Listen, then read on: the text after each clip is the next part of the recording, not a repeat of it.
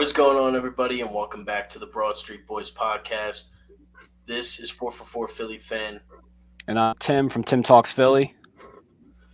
and today, as you can see by our outfits, talking some Phillies baseball. Man, what a time it is to be talking Phillies baseball. After a World Series berth in 2022, we're back, and spring training starts on Saturday. I can't believe it's so soon. Time flies when you actually are a good baseball team in this city, and you don't have the entire playoffs to watch by watching other teams, and you get to watch your own. Time absolutely flew. Yeah, it's really been amazing. I mean, the first time really in our adult lives, we have a something to really be excited about with our baseball team. Yeah, the last few years we got to see Harper come to Philly, and that's been really exciting. But it was still all about cracking that playoff berth, and we had that hanging over our heads for a while. But now we got to finally see what playoff baseball looks like again in Philadelphia, and it lived up to the hype. It was probably the coolest experience in my life being able to go to a couple of them games. I know you were able to get to a bunch yourself, and it really makes this season coming up that much more exciting. I mean, the anticipation for this season's crazy now. Bringing in Trey Turner, they got a lot going for him. Finally, have a manager we believe in. It's just the vibes are amazing around this team, and I'm so excited to get into it, to get into spring training, to get to see these games kick off coming up this Saturday. Yeah, it's crazy. I mean, you lose the World Series, and then not even 2 weeks later, your consolation prize is Trey Turner. Yeah, And then you kind of just worked on that, and you got a bunch of bullpen pieces. You got Taiwan Walker now as your four guy. Um, we got some stuff talking today about the fifth starter, and who could that be? We got a kid down there that could really. Obviously, I'm sure all of you guys know we got some. We got a 19-year-old down there in Clearwater right now that he the kid's good, and I'm excited. I I hear hope I he's get to see him. pretty good at baseball. Yeah, 6'7". I mean, Yeah, kid's good at ball. I guess we'll have to see in the next couple of weeks. But yeah, the rumor has it. yeah. Look, if there's one thing, I'm going. So, for those of you that don't know, I am going to spring training for two of the games next weekend. So, I pray that if there's one thing that I can hope for, it's to watch Andrew Painter actually pitch in a game. That's the one thing that I can ask for. But I'm just so excited. I love the Phillies, and we've said it before. I mean, this is probably the team that both going to be as passionate as ever about. I mean, we are both huge Philly sports fans, but the Phillies we both have a very very strong connection to with Phillies baseball together, and this could really be the bread and butter to the Broad Street Boys podcast, and what better team to have it with than the oldest team playing on Broad Street. But with that being said, let's get into some topics for today. If you want to take it off, go right ahead. Yeah, there's been a lot of talk about this team coming into this year. A lot to be excited about, and I think one of the coolest things that we've been able to experience is a manager that's been giving us some pretty good insight. I think almost every single topic that sports radio has been thrown around trying to come up with an answer for. Rob Thompson hasn't been hiding. He's been coming out. He answered a lot of those questions in his most recent press conference, and any other time someone kind of comes up with him asking some questions, he's been answering a lot. And I think you start with that leadoff spot. That's probably been one of the most exciting topics to talk about because it's something that this team really lacked over the past few years, and they've experimented with a lot of different guys, but nothing compared to the power when you put Kyle Schwarber in at that leadoff spot. Sparked a lot of controversy. A lot of people didn't like the fact that he wasn't a traditional leadoff guy, but Rob Thompson comes out, starting spring training after a lot of talk after signing Trey Turner, and he made it seem like he's going to be the guy to start off every game starting it on opening day. Yeah, and look, I know that a lot of older Phillies fans wanted that Jimmy Rollins type. that Bryson Stott, why isn't Bryson in the leadoff spot? I heard that a lot, especially going down the stretch of the last season. I mean, all the time you heard Bryson Stott, especially when Gene Segura was out, you know. And, obviously Stott, really good hitter. Like he's going to be very good, I expect this season. But with Kyle Schwarber last year, you couldn't, especially after June, you could not take him, out of the lineup and putting him at the one spot last year was the only option that you really could do. You had a lot of lefties. You would have had to put him behind Bryce probably if you wanted that, and they didn't want to go lefty lefty. They wanted to go lefty righty lefty righty. And now with Trey Turner, at least for half of the season, you will still have that righty lefty. You'll now have righty lefty, and Trey Turner is one of the best hitters in all of baseball. I mean, there's no doubt about that. And to get this guy on this team is just, it's almost unheard of. It's like Dodger like, which we all know the Dodgers and the Yankees, like they get everybody, they do. It's our But turn. It's our turn now. We yeah, get the everybody. fact that the Phillies, look at the last 5 years of Phillies baseball, who we have gotten: Bryce, Wheeler, Schwarber, Castellanos, Trey Turner. Like the list goes on and on. And, you know, stars win you games. We've seen that in the past, especially in a game like baseball. I mean, you can't throw a scrub. We saw that for 10 years. You can't throw Cesar Hernandez in the leadoff spot with Mike Franco as your three and Aaron Altair as your four and Don Brown as your five. You can't have that because you know what happens? You'll lose Mhm. 100 games. We've seen that. That's what the Reds are doing now. That's what the Pirates have been doing basically my whole life. You can't do it. You need superstars. And that's what the Dodgers and the Yankees and the Red Sox, they've always done that. They've always had these superstar players. They've always bought them, unlike the Braves. The Braves have the most amazing farm in all of sports. It's insane. But the Phillies have money, and they have a guy that knows how to win in Dave Dombrowski. And I like to see the approach that John Middleton has taken since basically Bryce Harper has been in the pinstripes. I mean, it's every year he has added hundreds of millions of dollars of talent to this Phillies team. And you crack a playoff berth. Not only that, you crack a World Series berth in the same year. And now you're just getting better. You have a bullpen. You would now have Trey Turner. And with Trey Turner leading off, sky's the limit. I mean, this guy is going to steal for 20 bases plus. He's going to hit around 20 home runs. He's going to drive in guys. Imagine not even that. Take a step away from Turner in the leadoff spot. Kyle Schwarber batting even two.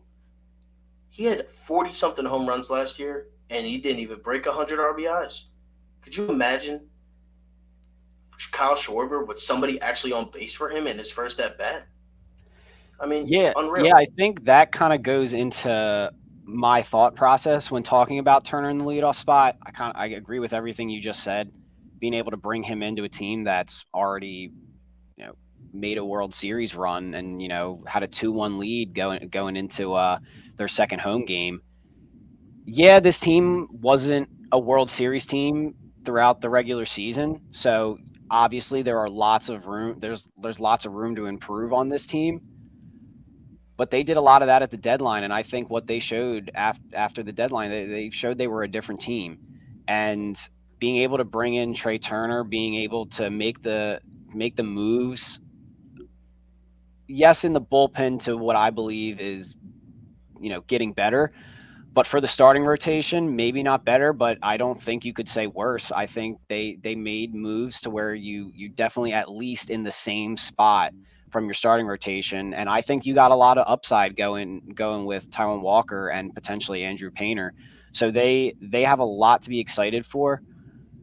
In terms of the Turner in the leadoff spot, I think that is something that Rob Thompson needs to keep his mind on. That's kind of the best approach in my eyes. There's a few things that come to mind when talking about Trey Turner in the leadoff spot that Phillies fans have kind of been back and forth about. It comes down to where you're putting Kyle Schwarber and your righty lefty split. But with the righty lefty split comes where you're going to put Bryce Harper when he comes back. Not a lot of people want to see him in the 4 hole. I personally don't mind it. I like him there. I do like him more in the 3 spot. But I think when you're looking at this team and how it's going to be structured, I think I would value Trey Turner in the 1 and Schwarber in the 2, having to put Harper in that 4 over messing that up just to put Harper in the 3. Yes, Schwarber, Turner, Harper is a great 1-2-3 punch. That's a great way to lead off the game. But I love the leadoff home run. But you know what I love even more? A base knock and then a 2-run homer to start the game. So I think this is a great idea for this team. We're going to discuss later this episode about what we think is going to be the opening day lineups, which I think is a little bit more exciting than predicting what we think the lineup's going to look like when Harper comes back, because there's a lot more in question with that DH spot, who they're going to put in there. But I think most of my ideal scenarios, I have Turner leading off on opening day for your Philadelphia Phillies. Yeah, I agree 100%. The minute he signed here, I mean that's pretty much what I said. We have a leadoff guy. Not only do we have a leadoff guy, Trey Turner. We have Trey Turner as our leadoff guy. Mm-hmm. 326, 21 home runs, 20 something stolen bases, 100 RBIs. Yeah. Like that's insane. And look, it's not like Trey Turner's not going from stars. Like it's not like he's going to a star-studded lineup to a lineup of just Bryce Harper like it was a couple years ago. He's going to a star-studded lineup in LA and in Washington that 1 year. They were insane. Yeah, they were stacked. They had Soto and Trey on the same team. And they had a lot more players and they had actual good pitchers. But you look at it now, this is Trey Turner's element. I mean, he gets on base. You start off the game with a single, and then you have arguably Schwarber at the time, months from now, Harper, and whoever left. I mean, you just have mashers and guys that can put the ball into play, and especially with that shift being gone, those lefties are going to kill that whole first base side like they never could do before. And you see what Harper and Schwarber the most, them hard line drive off the field bounces that, Jake Cronenworth and Pena were making all playoffs, and it was just so annoying, but it's not going to happen now. And it's going to be a major difference with this shift this year. Yeah, and now you have Turner, who's, I mean, there's not many players faster than him. Yeah. Especially on the base pass. So I love Turner in the leadoff spot, and I hope that, Rob is a smart guy, obviously, and I think he knows that the amount of potential that Trey Turner being leadoff could help the entire rest of the team. I mean, it could just go a long way. Yeah, and you mentioned something earlier that I think is probably one of the most important aspects of it, and one of the most frustrating things with Schwarber in the leadoff spot last year, the incredible difference in average. I mean, Trey Turner batted .298 last year, .343 on base percentage. Schwarber didn't touch that. Yeah, he hit some bombs. He led the NL in home runs. That's really fun. But when I'm starting off the game, I want a guy who's going to get on base. I want a guy who's going to get on base for my best hitters in the 2, 3, 4, and 5. And that's something we didn't see a whole lot of with Schwarber. There was lots of talks middle of the season about bumping him down a little bit. And some people didn't like that idea. They thought it was going to take away from his power somehow. I'm sorry, that's just not how it works. It's not a video game. You're not going to lose. Yeah, right. Yeah, and even if it is a video game, a video game, you move them down 4 spots. Their stats are still going to be the same. That's not. I mean, maybe not status. They're not their stats, but in terms of their power, their contact, all that stuff, their vision. Like these guys, the only difference would be in terms of, all right, he's going to go up and he's going to see pitches. Schwarber was pretty good at working a good walk, and it was because people would work around him. Maybe you can say, all right, his numbers are going to be a little bit different putting him in the 2 because the pitcher's going to have a few guys to work with. He's gonna have that leadoff guy where, all right, he's got one batter under his belt. He's not gonna let up a home run to Kyle Schwarber, which that was something Schwarber did very, very well. Came out right out of the gate, early swinging, catch a pitcher while he's cold, and get going. But I don't see that happening. Trey Turner is a guy that is going to go up. He's going to hit for average. He's going to get on base. He's going to be able to Still, stretch a single into a double or get on base and steal. And with this new shift rule, Schwarber's average will go up. He's going to be getting a lot more hits than we're accustomed to seeing because there's going to be open field where he's not used to it. So I think that's going to be a major factor too. And listen, there's other ways to start off games 1-0. And relying on a leadoff home run, I don't love that. I love, small ball. I love getting people on base, moving them around. And yeah, and occasionally you got a man first and third. Don't worry about small ball, hit it out of the park. But I think you set yourself up for a lot more success putting Trey Turner in that leadoff spot and having Schwarber work behind him. I still like him up there. I'm not going to drop him down to 5. I'm keeping Schwarber up at 2 unless it proves to not really work for him.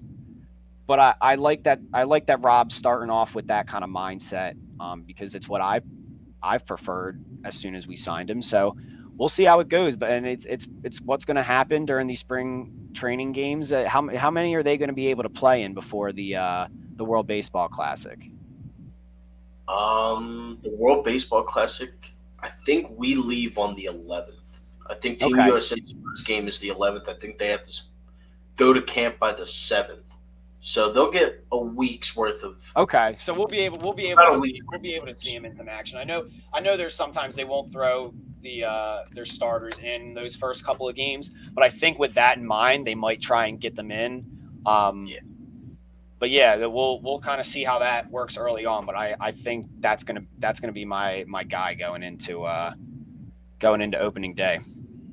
Yeah, I mean, again, it's not like It's not like it's Cesar Hernandez leading off. It's Trey Turner.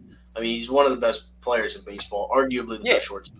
It's not like you're kicking Schwarber out of the leadoff spot and you're downgrading. You're putting Trey freaking Turner leadoff spot. So what if it costs Kyle Schwarber 5 home runs because he magically can't hit as well out of? I think that you're still going to find a lot of success with this structured lineup. And it's not something that I'm stressing about too much.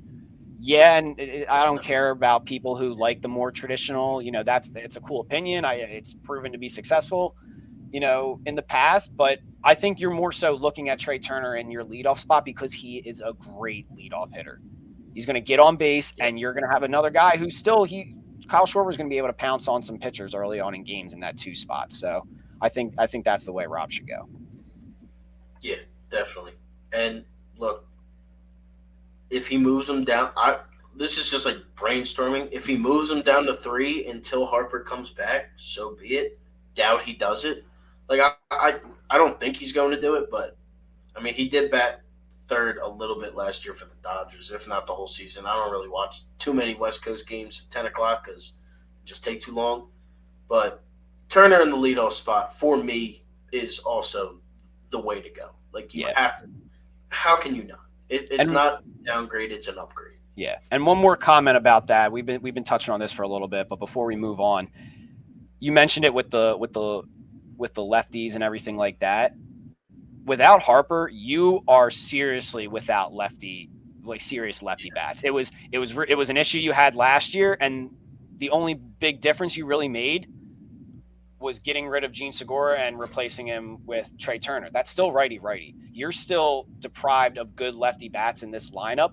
And all honesty, if I had it my way, your other 2 lefties in the lineup aren't going to be batting at the bottom. I would like to spread them out a little bit because I really like Stott, but they're going to be in the bottom of this lineup. If you're putting Kyle Schwarber as your number 1 hitter, you're going to go lefty, righty, righty, righty, righty, righty, righty, lefty, righty, lefty, or righty, lefty, lefty. No, like you can't have that. That is disastrous. You would run into so many problems. And honestly, that even sparks a case for maybe moving Schwarber down to the 3 spot.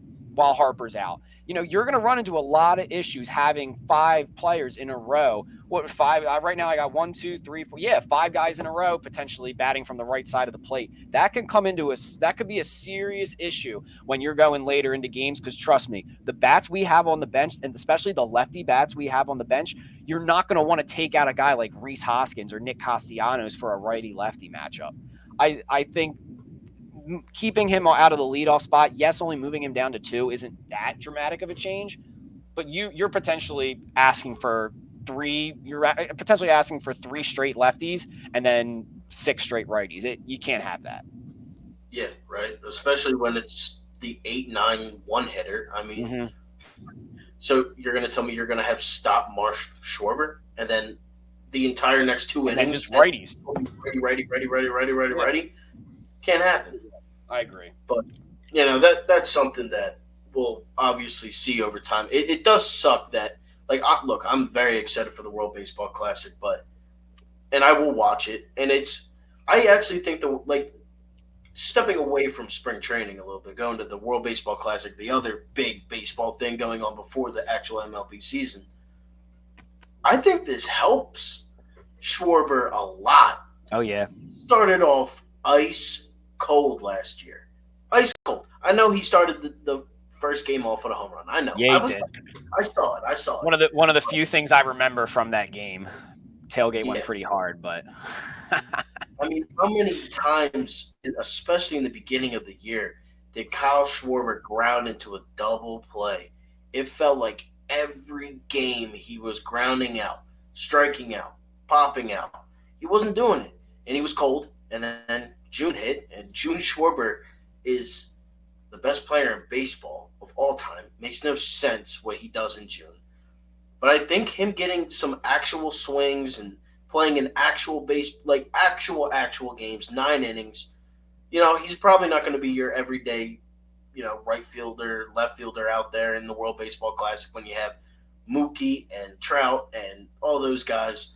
But, just for him to get some professional hacks in definitely with meaningful baseball, it's not okay. And even last year, you had spring training cut off because of the lockout. Yeah. And this year, I think this helps. Not only Schwarber, I think in a little bit, I'm definitely going to touch on him. But, pause on that. I'm definitely going to touch in on him. But, I mean, this is going to help. Having a longer spring training. I think with that too, you could say the same thing for JT Realmuto. I mean, I don't really remember him doing anything good until that Toronto series,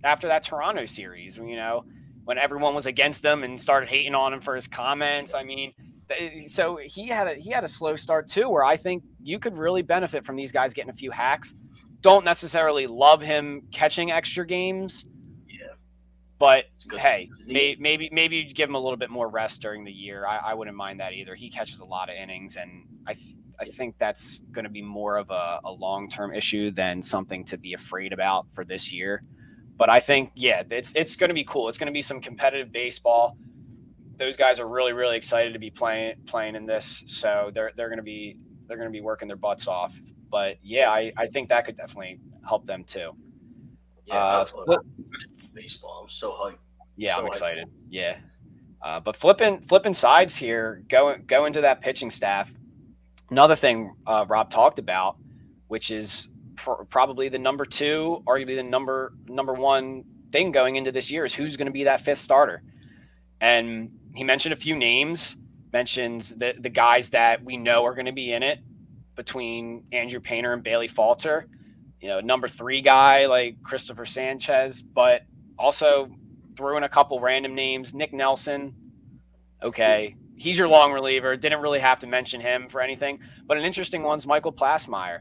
I think he's a decent pitcher. Throws from the left side. Not great, but I think what is interesting about that isn't talking about, is he going to come? It's the mention from Rob Thompson. And they always do this. They mention a bunch of guys. They don't want to lock anything up. But I think it's interesting because now you're going to be able to see this guy pitch in spring training. He's a young guy, 26 years old, that you're gonna be able to see pitch with in the back of his mind thinking, all right, I'm competing for this fifth starter. Let's see what he does under pressure. Let's see how he does and see if he can come in and be a good bullpen guy. Not that I think we really have room for him this year, but I think that was an interesting mention by Rob Thompson. But yeah, you're talking right now, Andrew Painter, Bailey Falter as what you're truly looking at as your fifth starter going into this year. Yeah. And look, this has always been a thing. I mean, we saw it all playoffs last year, especially. I mean, we had these games at the end of the season where it was just awful to watch a bullpen. Like we threw a bullpen game in the World Series and in the divisional and in the NLCS. Yeah, not You ideal. like, come on. The worst start that the Astros had was they had a bullpen game too, but the Astros bullpen and the Phillies But they also bullpen from have last year. an all-time bullpen. So Exactly. I mean, that doesn't help when you have two guys in the Phillies bullpen that you can really trust at the time who were on crazy innings at the end of the season mm-hmm. for relievers, and they were going basically every game. And I'm talking about Alvarado and Sir Anthony, who we now have back for the next few years, which is Huge, awesome. huge moves But there. that fifth starter, I think it will be split. I think they'll go 3-3, 3-3, 3-3 all season until somebody cracks it. And I think that it's going to be Falter and Painter that get that fifth spot. And one guy gets called up, one guy gets called down, one guy gets, or they sit in the bullpen together, work out with, the pitching coaches and all that stuff. And then you have those two going 3-3 or 4-4 or whatever you Mm-hmm. want to say. But I mean, to me, if I had to look at our roster and who I want to be our fifth starter, Bailey Falter and Andrew Painter would probably be my guys. Falter was huge last year at the end of the year, and I saw the guy so much in actual games. I swear, every game I went to, I saw Bailey Falter. I even went to a different state and watched the game and got the surprise of Bailey Falter. But he was huge, especially at the end. I mean, he didn't do anything in the playoffs, but at the end of the regular season, when Wheeler was hurt and Falter was getting, his regular starts now at that point in time, him and Syndergaard. I mean, it helped a lot. And Falter, I have somewhat trust in. I know he struggled against the Padres that one game, didn't even get an out. But, I mean, I trust him. He's been in big league moments. He's done it before. And I think he's better. I know he's better than Nick Nelson. So as long as I don't have to see Nick Nelson as the starter, fifth starter, I don't. I can't Yeah, see him the starter. no, definitely. I think Sanchez is a guy who can come up and give you a spot start if you want to. Maybe some guys fatiguing a little bit. We saw, now that we know this team can run to the World Series, and when we do, they're losing a little bit of gas in the tank. Maybe he can come up and make a spot start, but he's not seriously competing for this fifth starter spot. I think ideally you want Andrew Painter to run away with this. He's got star potential. It's funny that we sit here and talk about him as, oh, is he going to be the fifth starter? It has nothing to do with talent. It's because he's young. It's, is he ready yet? Because He's ideally 2 years. he in a few years he can be our number one. And we're not talking about, is he going to be the fifth starter this year? You're talking about, is he going to be our opening day starter? So I think what's interesting about this and kind of where I lie is you don't want to mess with these guys. I mean, he's too young. I like the thought of kind of putting them both in there because you're gonna limit his innings, which I think that's mainly what they're looking at with Andrew Painter right now. But I also think you have an extreme disadvantage with the amount of righty power you have. I mean, yeah, Ranger Suarez is gonna help you out there, but I think having Falter there as a potential starter, I don't know how much I like just throwing him in the bullpen because you know how it takes a while to get these guys back into starter shape in case we ever need them. But I like having that option. But yeah, I think ideally you're running away with Andrew Painter as your guy. and it comes down to if they feel like they have to limit his pitches. But it truly the answer truly lies in we're gonna see this spring. We're gonna see how they do. We're gonna see how Andrew Painter comes up and competes against MLB caliber players, and I think he's going to do really, really well. He's a stud. He's the number one pitching prospect. It's really a cool thing to have going into this spring among with all of this fun with Trey Turner coming in, bringing guys back hopeful that Castellanos is going to bounce back. Schwarber after leading the NL in home runs, you're able to bring in a top prospect, something that the Phillies are not used to having. It's really exciting, but it's I think we kind of all went into that. We went into this spring thinking that was going to be the competition. I was just really interested to see kind of where Rob went with his other guys. Who else? Who he was going to say was going to compete with them. And Sanchez was obvious. Nick Nelson was a weird answer. Like, come on, we all know what Nick Nelson's going to be. But yeah, I think that's gonna be the fun thing to watch throughout spring this year. Yeah, and look, I had my fun with watching, Schwarber and Castellanos. Like, oh my God, spring training, Castellanos, Kyle Schwarber, Bryce Harper, JT Realmuto, like all these guys. It's nice, and like they were already good. Like we knew what they were. We knew Kyle Schwarber mashed home runs. We knew Castellanos was a good hitter. We knew Bryce Harper was an MVP. We don't know what Andrew Painter is. Yeah, We only hear things. I have not seen the kid pitch live. I don't live near Lehigh. I don't. It's like an hour and 30 minutes away from where I'm at. So I don't want to. I'm not going all the way there to watch a prospect pitch personally.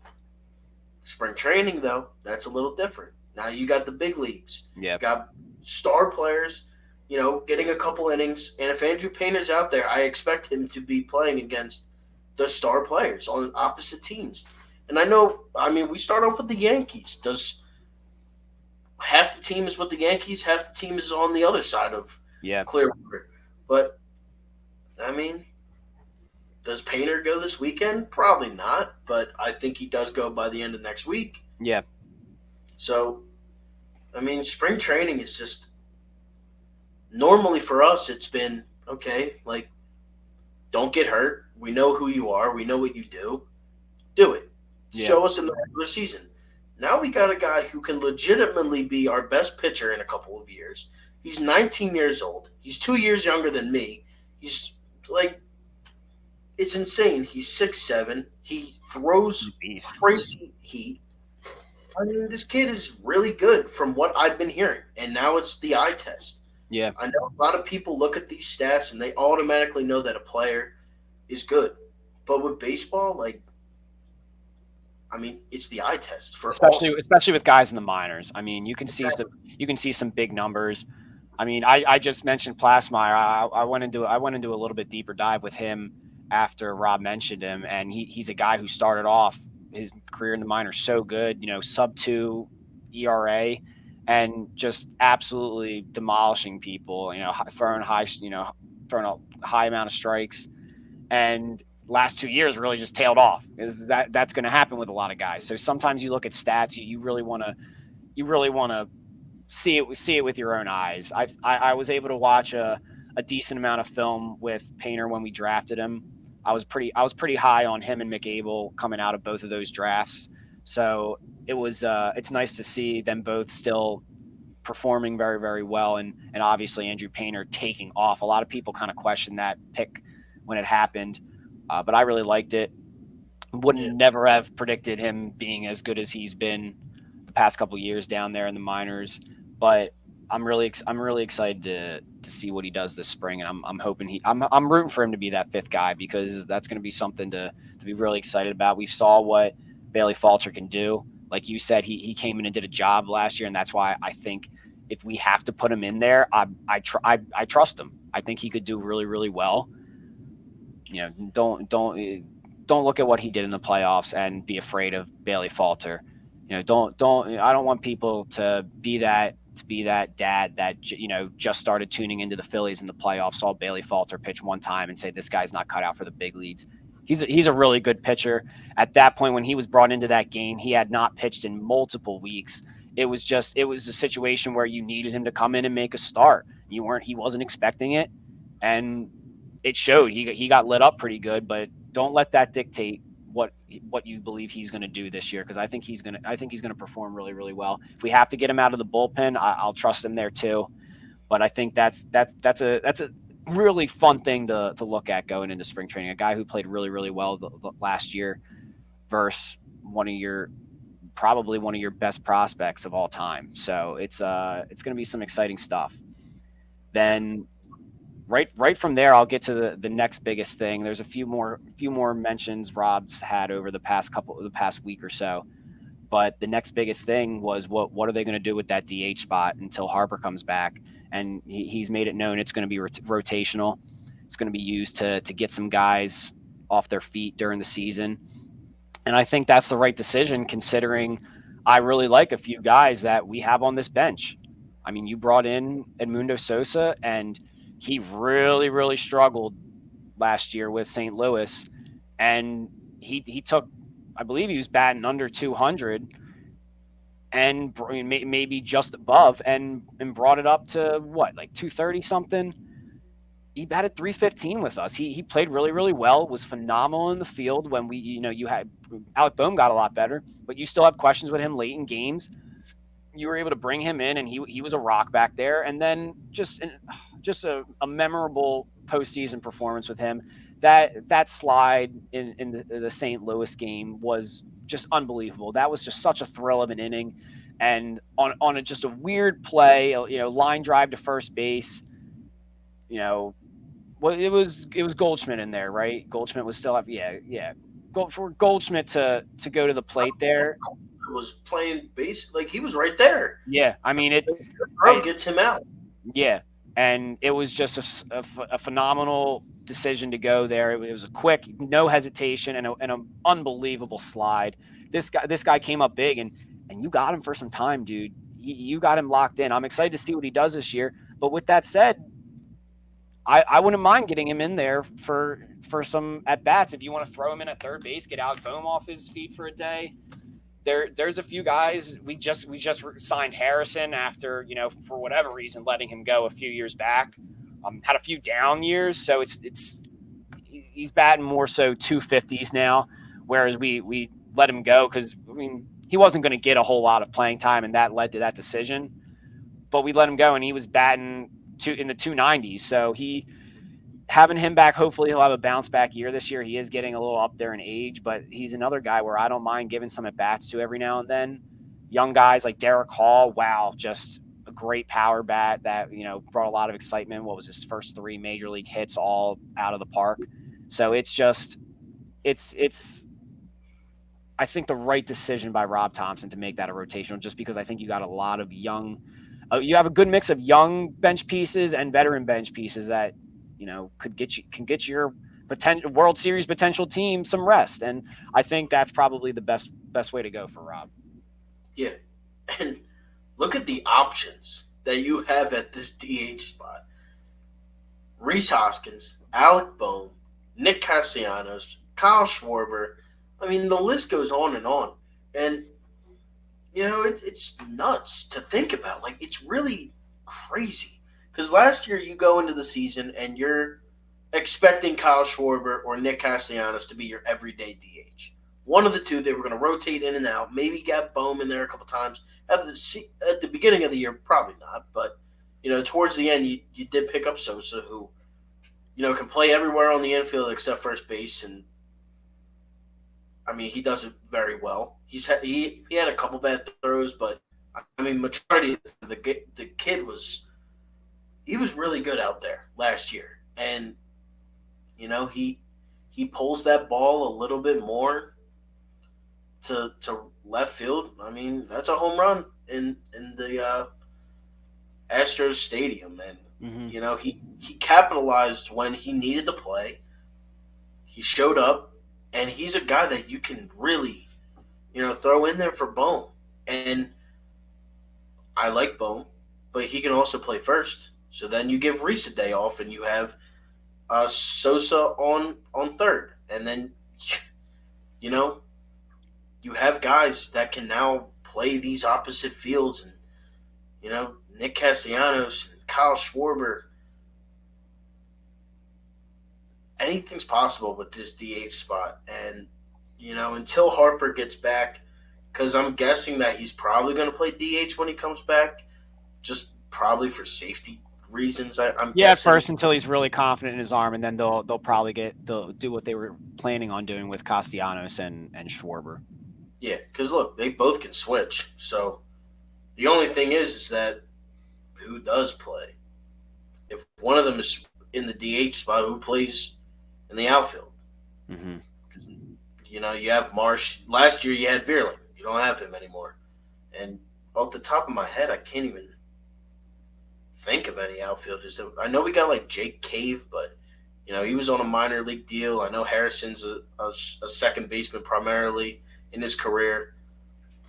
Um, I mean, I'm trying to think, but look, that's whatever Rob Thompson wants to do. I'm okay with. I trusted Rob last year. I mean, obviously, Tim trusts Philly Rob. You see it behind him, but I ride with him, this, baby. yeah, this DH spot is endless for this Phillies team, and you have guys that can hit it each way. You have guys that can hit a home run.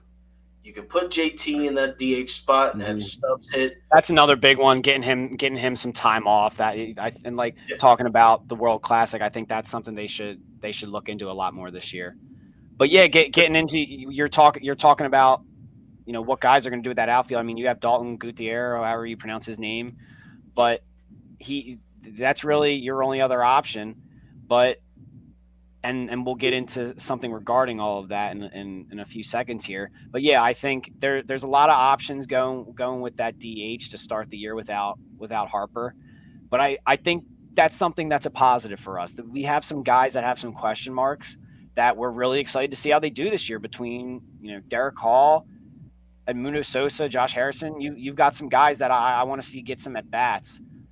And it's not yeah, just like an experiment thing. It's like, no, like these guys could be serious contributors for us if they continue on the path that with Sosa, like they continue on the path they did last year.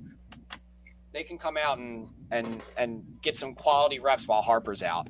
With that yeah. said, did you have anything else you wanted to touch on for that DH conversation?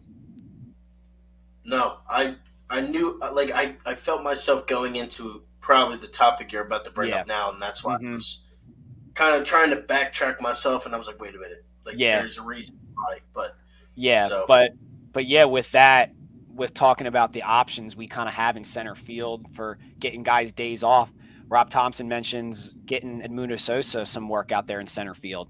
Something that you kind of question at first, like, is there something wrong with Marsh? Do we love that? He's a really good infielder, but are we trying to take his focus off that? I I don't mind it. I think he's a really athletic guy.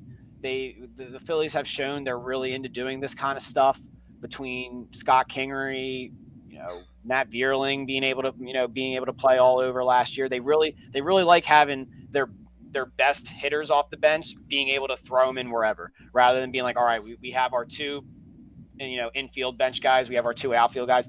They're at this point just like, all right, we think Sosa's our best one. Let's put him in the outfield. Let's wherever he can get reps. Let's put him there.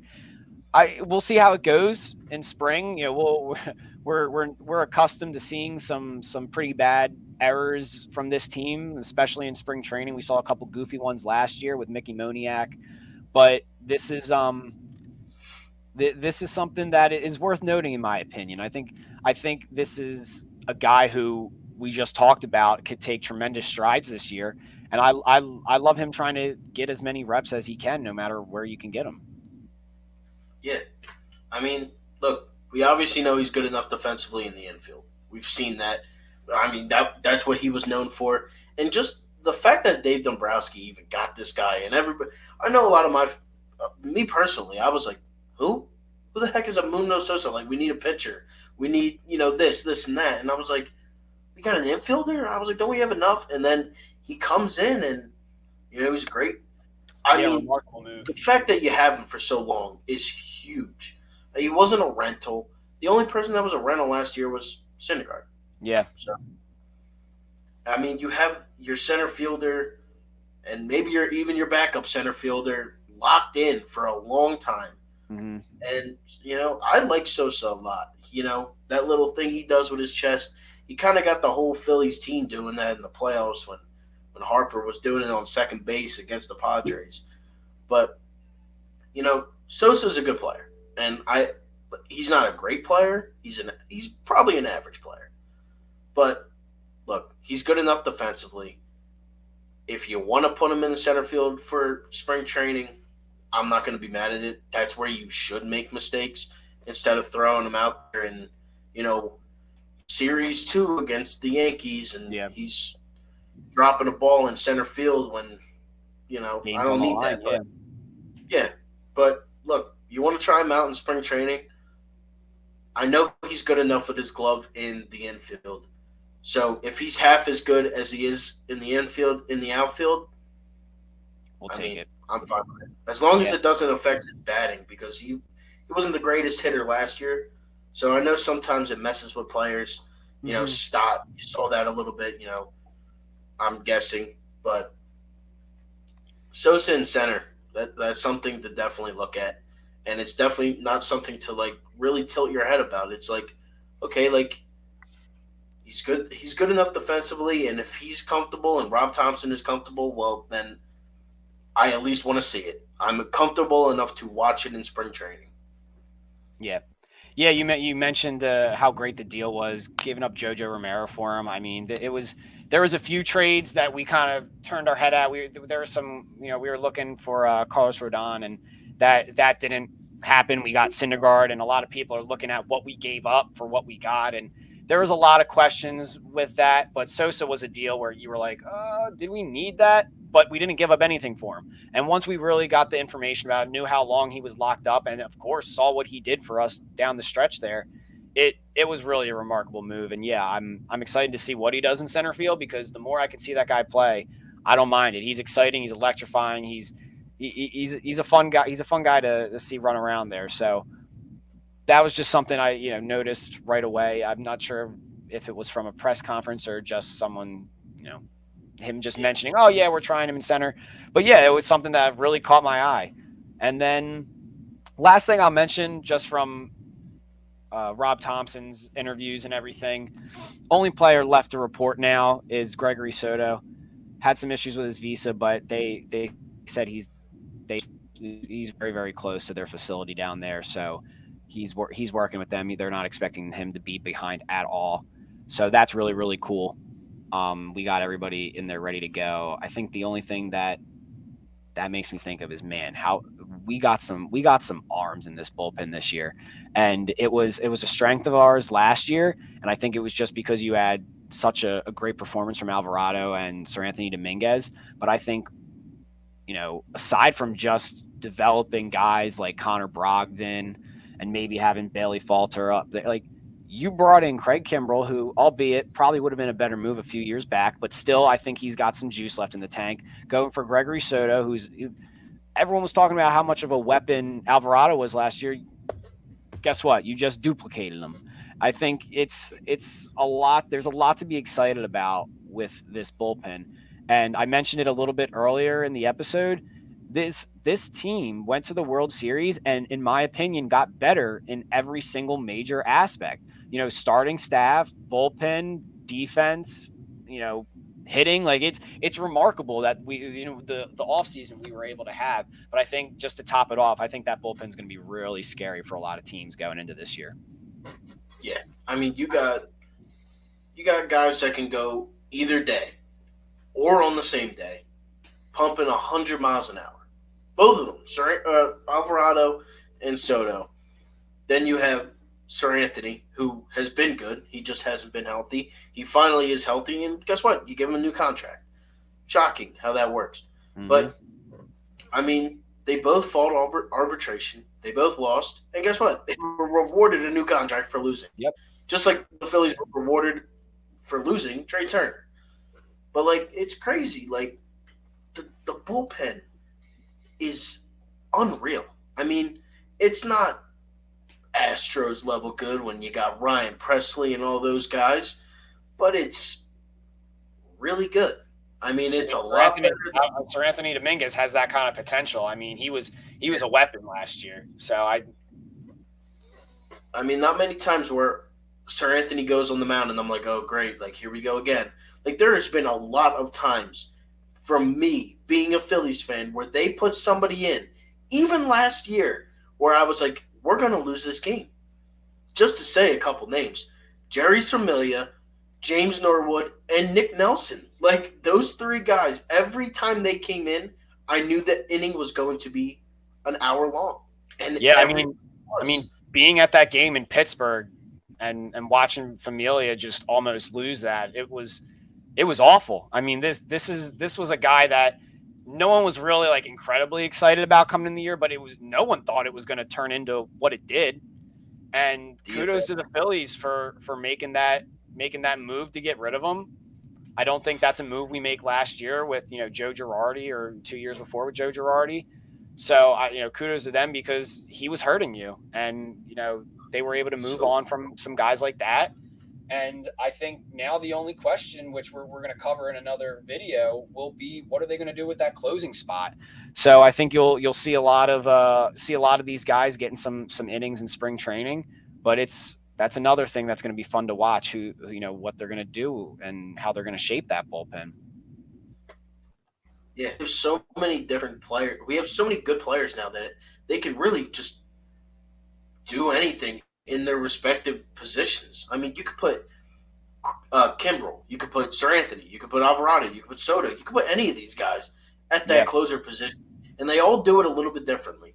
I know that Soto and Alvarado are probably the most similar in terms of absolute flamethrowers, but I mean, they can play anywhere. You could put them in at any time. And also, with a bullpen being this good, it's going to really, really, really help Aaron Nola, who has been a 200 inning guy. Zach Wheeler, who, for the most part of his career, he has been a little injury prone. Not, knock on wood, not with the Phillies up until last year, with the shoulder and the elbow, and then, just getting tired and then having to be taken off on the 15-day, you know, DL. But it's really crazy where we came from just 2 years ago. I mean, that lockout season where you know you're so close and then you lose like the last 10 in that shortened season. You thought it was finally going to be over, and your bullpen happens again. And then even the beginning of last year, you're under 500. You're 7 games under 500 with Girardi. Girardi gets fired. You go on an 11-game win streak. You DFA Norwood. You DFA Familia. You make the playoffs. You go to the World Series. And now you just have a roster that is so talented and so well rounded with players that can do a little bit of everything. And it's exciting. It's actually exciting for once to be a Phillies fan at spring training, knowing that, wow, we actually have a shot to win a World Series for the yeah, next few years. And it's crazy to say. And I know we're like this next topic, it's like a little segment yeah, basically because how much I'm going to talk about this one player who we have not mentioned once in this video. And that's the breakout player. hmm Like just a transition. That breakout player is, you know, for me, Castellanos. I know he had a great 2021. I know he was NL MVP, ranked 9. I get that.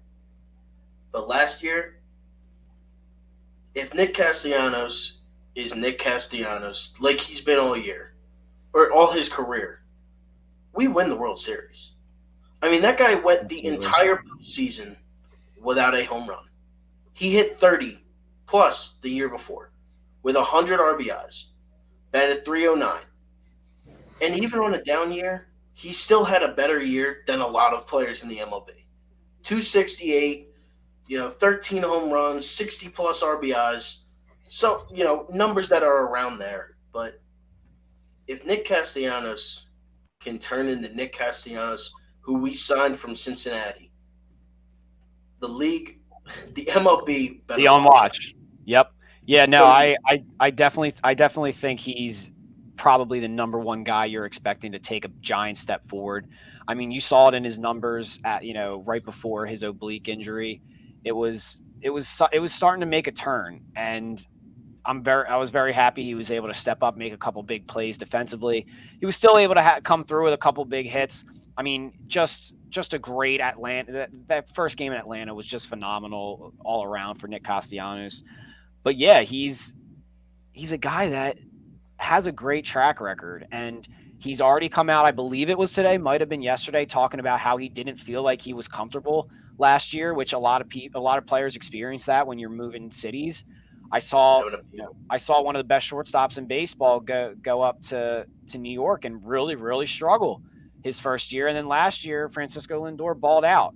So it's something. It's not like it's far fetched. It's not like it's something that has never happened before. Players sometimes struggle when they move cities, and he's already come out and said he feels really comfortable this year, and he's going to come into this year healthy, and I think he's going to ball out, and he's got every reason to. So he doesn't have to worry, which was the same as last year, but he doesn't have to worry about being a star. I mean, there's I've done mocks of this lineup where I have him batting eighth, and it looks weird because of the names, but it's like I can see that lineup working. So he shouldn't have to come in with a lot of weight on his shoulders. I think he's definitely poised for a big breakout. And I think a lot of people are expecting it. When I look at my breakout guy, it's someone I've been excited for. I've been getting big on the draft the past 5, 6, 7 years, and this was a guy. As soon as we drafted him, I was so high on. I I was following him. I wanted him to be up earlier, even though he was so young. He just every step he took, he was improving, and that's Bryson Stott. He struggled to the beginning of last year, and still managed to finish around 235 batting average. Once Rob Thompson took over and that whole clubhouse changed, it was a different mood. It was let the young guys play. You had Phillies daycare, and Bryson Stott was one of the major parts of that. I think he's going to have a great year. You mentioned earlier how people would talk about him potentially being your future leadoff hitter before bringing in Trey Turner. I think he has that kind of potential. I think he can be a very good hitter.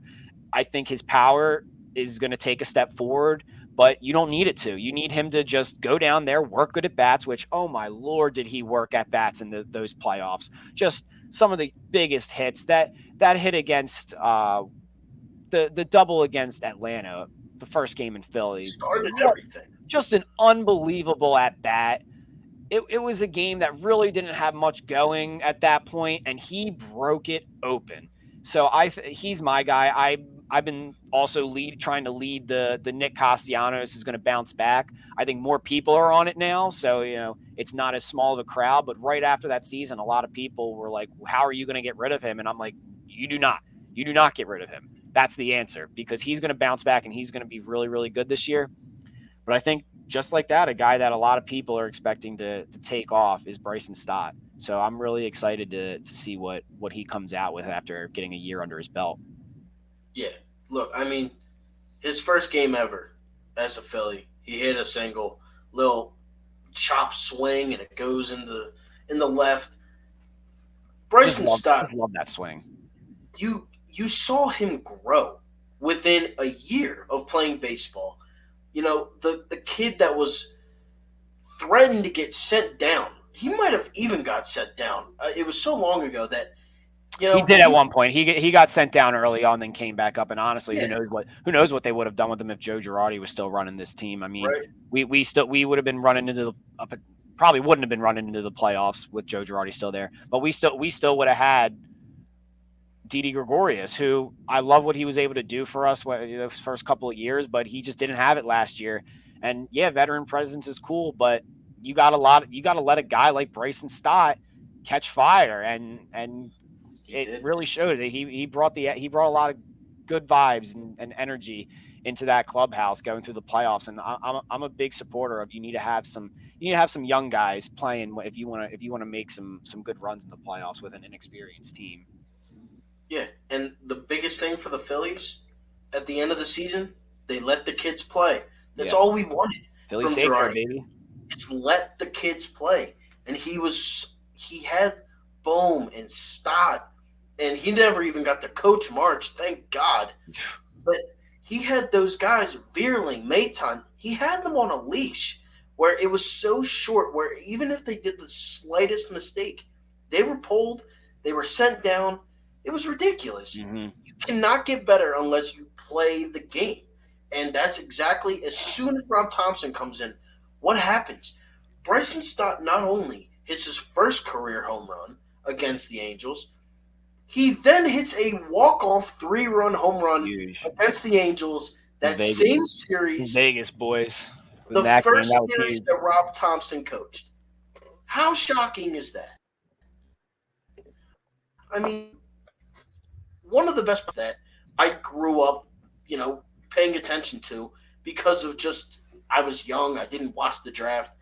But now that I'm older, I watch the draft and I pay attention and I keep, tracks with these guys. Painter and Abel and Stott was one of those guys. And you just were rooting for him and rooting for him, and that's all we could talk about.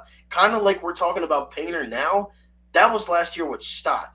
Yeah, Oh, where's Stott going to play? Is he going to start over Didi, Segura, wherever? Like we all wanted Stott, and it was just it felt forced by Girardi to actually start Stott. And then whenever Stott did, he struggled because he knew that he was on the shortest leash on the team. Where if he made a mistake, he was in not his natural position at second, where he is now, which is going to really help him. I mean, that's going to be big just too. the It's a very defense, underrated factor yeah, there. Yeah, yeah, defense, alone, it's going to come so natural for him now, where he doesn't have to make an insane, across your body throw, skipping it across the dirt to Reese Hoskins. He's going to be right there, lefty, toss it right over to Reese.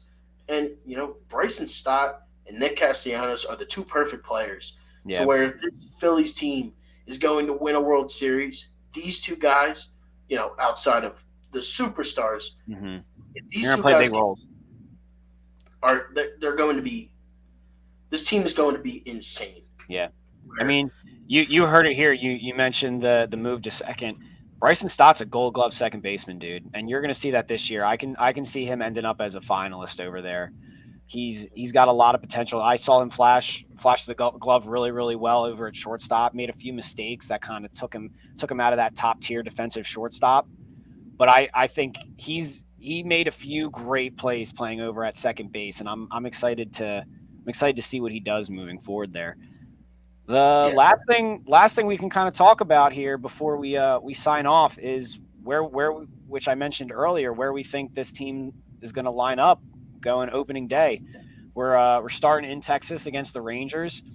I think it's still a little bit of a question who we're going to face, but I'm not expecting DeGrom to be healthy going into opening day. So that would pretty much lead us with Martin Perez, left-handed pitcher. So that's a huge factor when talking about how you're going to set this lineup because, like we mentioned earlier, with the rotational DH, that's going to be a major factor. So if we want to get into that, kind of exchange thoughts on what we think that lineup is going to be going into opening day. Do you have one in front of you? yeah. I'm just going over it right now. Obviously, first guy I have Trey. I mean, I He's think my that's one. undeniable. Two, I totally agree with you. I think Schwarber would be perfect Yeah. as a two. The three spot gets a little tricky. You had Bohm bat three at the end of last year. You have, Reese, who I don't necessarily like at the three. Hmm. I think I have to go JT, I have but I JT wouldn't slotted at mind three. UFO. I have JT slotted at three. I like your thought of Alec Boehm. He's a guy that I this offseason I've gone through so many different levels and weird adjustments with this lineup. Different, like I mentioned before, with putting Castellanos down at 8 sometimes. I've had Hoskins down there. I really like Bohm this year. I think he's gonna develop into a kind of 3-5 hole hitter. I think what it comes down to is names, though. I think they're gonna struggle to put Alec Bohm over some guys that are making some big bucks They're going to want to make sure their money guys are getting a few more at bats. So that's the only reason I think they're not going to put him up there. But I do like him up there. But yeah, Jay, right now I have him. I have JT in at 3 for both. Whoever we start, whether it's a righty or a lefty, the first 3 are the same for me. It's Turner, Schwarber, Real Muto. No matter who we're facing, those are my 1, 2, 3 guys.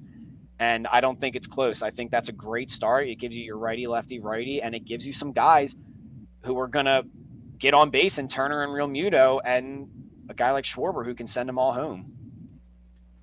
Yeah, and now we run into the righties. At 4, the righty stretch. Which now again, you're going into this game, being against a left-handed pitcher, a little less of a problem to start. But yeah, that's where you're going to go into your little stretch there. But at 4, I don't really know if this is a surprise. Rhys Hoskins. Yeah. Personally, at 5, it's obviously no disrespect, but Nick Castellanos is my 5. I thought I liked him there last year. If anything, I would switch him with Bohm, but I don't think I would drop Nick too far just because I don't know. I just don't think I would. No, those are your 2 guys that you're going to put back and forth there, just like we covered. I think it comes down to names. I think they'd rather have Castellanos listed above Bohm for confidence purposes. I don't think this team's as worried with Rob Thompson running it all we gave him a lot of money. We have to play him over Bohm. That's not that important. Bohm's one of your rising stars, one of your young guys. So that's not going to be too big of a factor. But I think they like Castellanos in that 5 because they're expecting him to bounce back like we are. And I just think he fits there. It works for me. Yeah, me as well.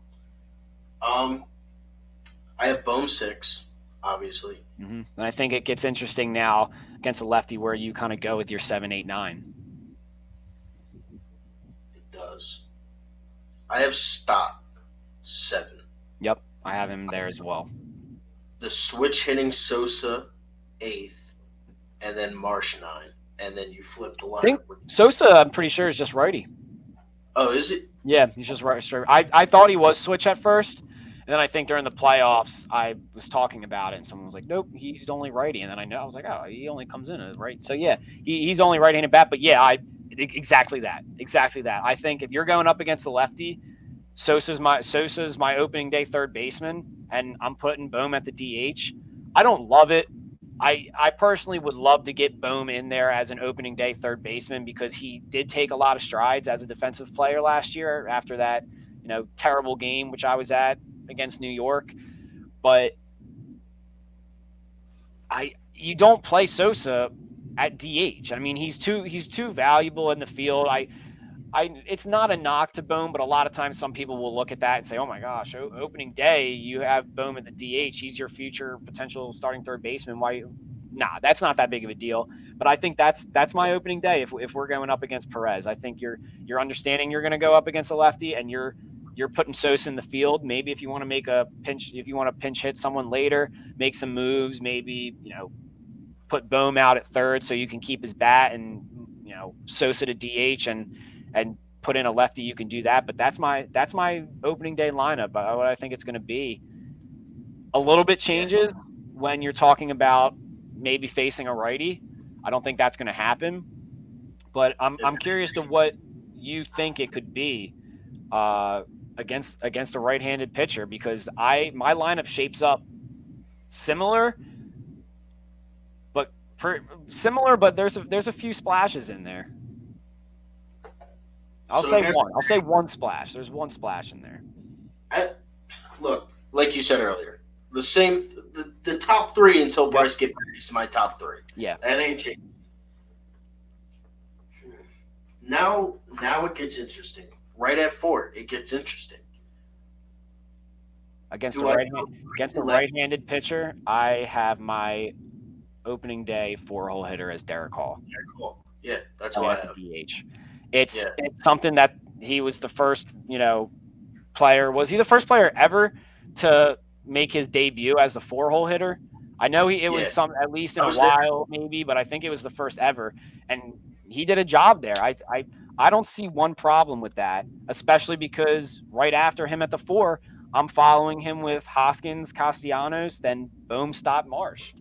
I think that's a it's a Right. ball it's a bold kind of move there, but I think depending on how he does this spring, what I'm expecting him to do this spring, I don't think they'll mind rolling him out there against right-handed pitching, especially Yeah. considering you don't have Harper there, so you're lacking a lot of left-handed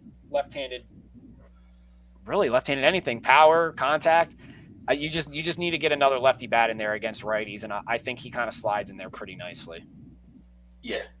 Look, I mean, we just agreed perfectly on an entire lineup, righty and lefty. I can't believe it's here. I cannot believe we're 5 days away from an actual Phillies spring training day. It's been a very quick off season, to say the least, for Yeah, me at least. I mean, it has literally been Phillies, Red October, and then you go a little bit into November. You play the Cowboys. You go all the way until February. You got the Super Bowl, and now we're right back here again, where yeah, it's like, look, it's like if this wants to be a cycle, but we add a couple rings to this. I mean, I'm all for it. I'm cool with that. You I don't mind well, meeting on Broad again. yeah, But last thing I'll mention going in, I forgot to touch on it a little bit earlier. Kind of just thinking about things I'm excited starting with games starting up. One guy I'm really excited to see what he does this year is Johan Rojas. I mean, he was a guy that you were wondering if he was going to make a run for an outfield spot during spring last year. I thought he played really really well, just it ultimately wasn't enough. I'm excited to see what he can do because we talked about the lack of depth there on the bench with your outfielding positions. I think he's a guy who can come in and give some guys some rest if need be. You don't have that much of an issue now because before you were looking for a starter. You were between, Odubel Herrera at the time, Matt Vierling, and it was a cycle of guys who you didn't fully want to have the position. And now you're going, all right, we know who it is. It's Brandon Marsh. And he's going to take huge strides this year. We're really excited about all that. But Rojas is another young guy I'm really excited to see, in these upcoming weeks. And there's going to be a few more that we'll hop on and talk about. Maybe they have, a few have a big game and kind of open our eyes. But he's one that I'm definitely one of those young guys that I know we're going to see a lot of because trust me, you're not going to see a lot of these starters early on, especially. And of course, you're not going to see three of those big names once the World Baseball Classic starts. So there's going to be some young faces that you're going to see on that lineup card a lot, and he's one that I'm really excited to see how he does this year.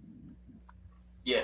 I mean, he was a guy last year where he played and he looked good, and you thought that he might make a run at it. Veerling obviously won that, and then Mm-hmm. they even trusted Guthrie at the end. But look, we were in the World Series. It worked, and we reloaded heavy. We got a brand new bullpen. Well, not brand new, but for the most part, a lot of really good Yeah, new players. You got Trey Turner, which is just unbelievable. You now have a sophomore, Bryson Stott. You have a 15 pounds heavier Bohm. You have a Nick Castellanos who's comfortable apparently. You have a Schwarber who's going to have 3 months or a couple months of a month about yeah, of actual games. I mean, the only thing you're missing now is your MVP. And yeah. the fact that this team is still so good and you're going to miss Bryce Harper for at least until probably the All Star break, Hey, they stepped imagine. up. They stepped up last year without him, and that doesn't Yeah, that doesn't mean they don't need him. But hey, if you can do that one more time, if you can put yourself in a good spot. It's mentioned a lot when you got guys coming back from injuries around the All Star break. It's just like adding an MVP at the deadline. It could be really really big for this team, and hopefully he has enough time to get hot for a playoff run. It was something I was really really worried about. I actually was talking about it a few seconds before it happened about, hey, he hasn't had a whole lot of power. I thought you might have had to move him down in the lineup. They obviously weren't going to in the playoffs, but I was like, you could argue you can move him down in the lineup the way he's hitting right now. And then game two against the St. Louis Cardinals hits a bomb. So hopefully it's a similar situation where he's able to kind of pick it up for a playoff run and not take too long to get into the swing of things. But yeah, you got to hope that we can get the job done without Bryce Harper, and then go in and hopefully make another good run for a World Series. Yeah, I mean that's the ultimate goal. Every Yeah. year we go in as Philly fans, and we're normally on the side of being a little realistic. There's a reason why there isn't a Flyers podcast right now that we're doing, and the Phillies and Sixers pod maybe on Thursday. Again, every Tuesday and Thursday we'll be doing a podcast together. Next week we'll have to figure something out with. I won't even be in the state, Mm-hmm. but we have Phillies baseball back in 5 days, and I'm excited for it. I know you're excited for it, and I'm ready to really watch and cover this team with you all season. And I'm excited for this, man. Yeah, highs and lows. Anyone who's been riding with this team the past couple years, man, we went to the World Series last year, and don't get it twisted. There was lots of lows. There was times where you're sitting watching this team, you're like, man, dude, are they even going to make the playoffs? But guess what? That's baseball, and I love it. I love the ride. I mean, if it wasn't for the lows, those highs wouldn't feel so good, and it's the truth. All it takes is a 5 game win streak to make me go absolutely nuts about this baseball team, and I'm hoping we get to see a lot of that this year. It's an incredible lineup, a great job by Dave Dombrowski. Being able to improve on what was already a solid roster, and now we just wait. But luckily, we don't have to wait long. Like you said, I'm excited to cover this team all year, and we're going to try and put as much content out as we can because trust me, we're going to be talking, thinking about it nonstop, and we hope you guys are too because this is something we're both very, very passionate about, and we love being able to hear other opinions and go back and forth. This team is structured really, really well, so we got to agree on a lot of things going into this video, but there's going to be a lot of decisions, a lot of things that happen that maybe we have to discuss, and I love being able to hear other people's opinions and ride with that and just be passionate about this baseball team. So going forward, I'm really, really pumped up. Yeah, and you should be, and we all should be as fans of this team. And look, this is the best team they put on paper in a long time, and just the names across the board. And obviously, it can't just be, oh, they're good on paper because they were good last year and they reloaded with a lot of talent. And if the pieces fall right and the stars do their job and the young guys like step up even more than we hope so, sky's the limit for this Yeah, team. It's a run to win a World Series, and we were 2 games shy last year of that run being completed. And maybe a Taiwan Walker makes that happen, or maybe a Gregory Soto or a Matt Strom or a Craig Kimbrell. Maybe Matt they Strom, make that happen. another solid addition there that we didn't even Yeah, get to cover. and Trey Turner. I mean Trey Turner, man. Like Mm-hmm. we're not talking about. We're not talking about one of those guys. We're not saying, "Oh, Scott Kingery's back. He's back." Scotty Jetpacks. We're talking about Trey Turner. Yeah, He's the best shortstop in baseball. yeah. He's But a crazy, crazy. USA World Classic starting shortstop. So we got a really good team. We got a really good team coming in for this year, and even this team here. We got a couple guys on there. I'm really excited to possibly cover a little bit of what goes on there with you. So a lot of Yeah, stuff to be excited about. definitely be watching. Definitely be watching that. Yeah, But with that being said, thank you all so much for watching the Broad Street Boys podcast. Again, I am 4for4 Philly fan. Make sure to like, comment, and subscribe to this video and subscribe to both of our channels. You can sign out also. But, I'm ready for the season to be started. And, let's go Phils, man. yeah. Let's go, Phils. Can't wait. Talk to you guys later. Yeah. Thank you all so much for watching. 4for4 Philly fan. Tim Talks Philly. Thank you all again for watching. Go Phils. And we're out. Peace.